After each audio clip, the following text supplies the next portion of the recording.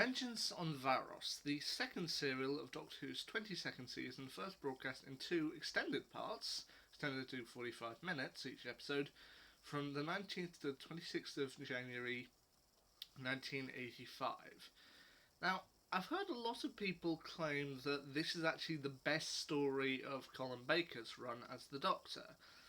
And while I personally think that my favourite of his particular run is Revelation of the Daleks, and I admit I've only seen 9 out of his 11 serials, so I can't judge completely, I do have to agree that this is one of the best. I mean, apparently there was a lot of editing that was done to this story, and a lot of comedy ended up cut, but it ends up actually really sincere and actually a really good story.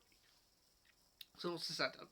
The Sixth Doctor, played once again by Colin Baker, and his companion Paddy Brown, played by Nicola Bryant, are on the TARDIS when it seemingly stops. And at first it seems like they're going to be stuck in space forever, until the Doctor finds that he's got just enough power to get them to where they need to go. It turns out that the Zyton 7 core inside the TARDIS has run out, and the only place that they can get Zyton 7 is on a planet called Varos. Varos used to be a prison planet, but it's now effectively a mining planet. So when they get there, they find various things, including the governor, a person charged to look over the people of the planet, played by Martin Jarvis, and he and pretty much the whole of the planet are being extorted by Syl, played by Nabil Shaban, a representative from the Galatron Mining Corporation. And he is hoping to extort the governor and the people of Varos for their supply of Zyton 7, making them sell it super cheap. I mean, at the start of the story,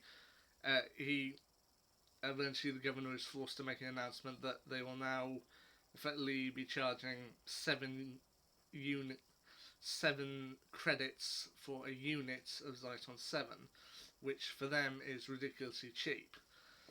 Now, Varos is a dystopian world by now, and they have mandatory voting, which the governor ultimately relies on as it'll decide his fate, with him being regularly tortured, and it's presumed that he only has 1 or 2 elections more before he is eventually killed by the process.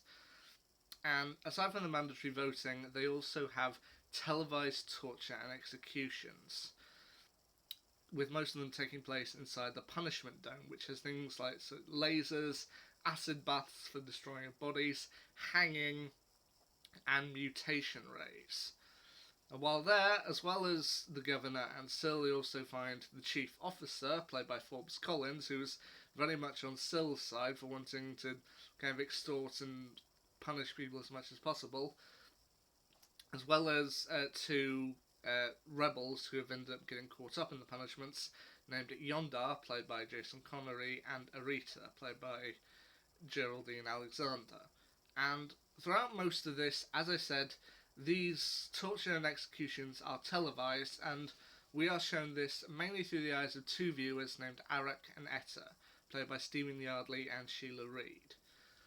Now, supposedly, there was originally a lot more comedy in this story, and okay, you can definitely see where some of the roots are, but then a lot of it was apparently cut, and a lot of the comedy ended up on the cutting room floor, and they ended up with something that is actually legitimately sincere. I mean, you can definitely feel the kind of horror-style elements to it, and the use of lighting, and even the punishments seem particularly grim, particularly the mutation ray, which is eventually used on Perry and Arita, with it almost turning Perry into a bird-type creature, and Arita into a lizard-type creature, which it's legitimately horrifying.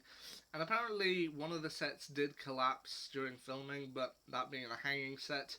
But at the same time, it does actually seem legitimately effective. I mean, even the governor, while he seems at the start to be this kind of unfeeling, cold-type man, by the end you do legitimately care for him. And when he prevents the Doctor and Yondar from being hung, and actually starts to come around, you do start to sympathise with him more. I mean, this is just a man who is in some terrible circumstances and is legitimately trying to do what he thinks is best, even if sometimes it can get a little warped.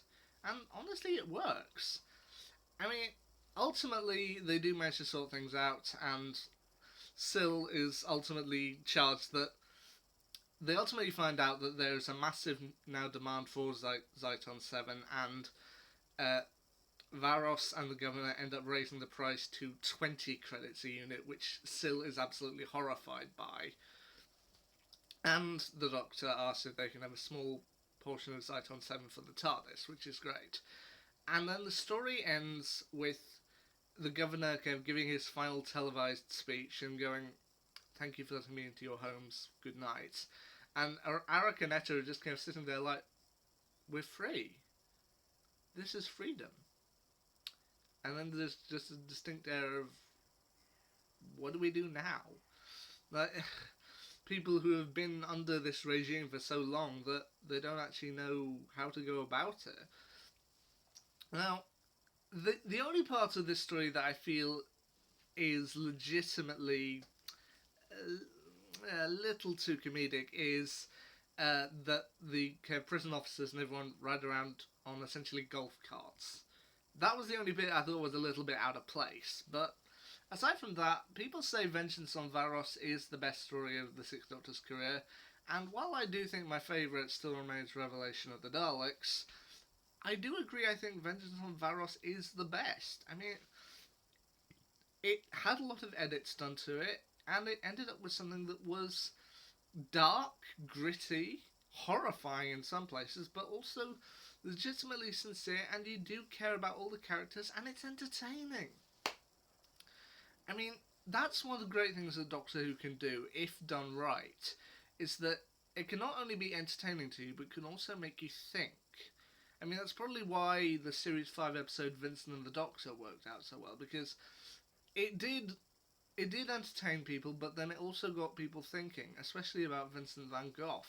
And that's what it does here. I mean, it makes you think about executions, it makes you think about our dependence on reality TV, it makes you think about needless deaths. I can't praise this enough. People say Vengeance on Varos is best of the Sixth Doctor's era. Yes, it is. And I only now have two more stories to go of the Sixth Doctor's career, one being Mark of the Rani, the other being Time Lash. But if you haven't seen Vengeance on Varos, you're missing out. Definitely check it out. And it is a legitimately good story. Anyway, what will be my next classic story? Well, as I said, I've only got two left of the Sixth Doctor's career, so maybe, maybe not. We'll wait and see.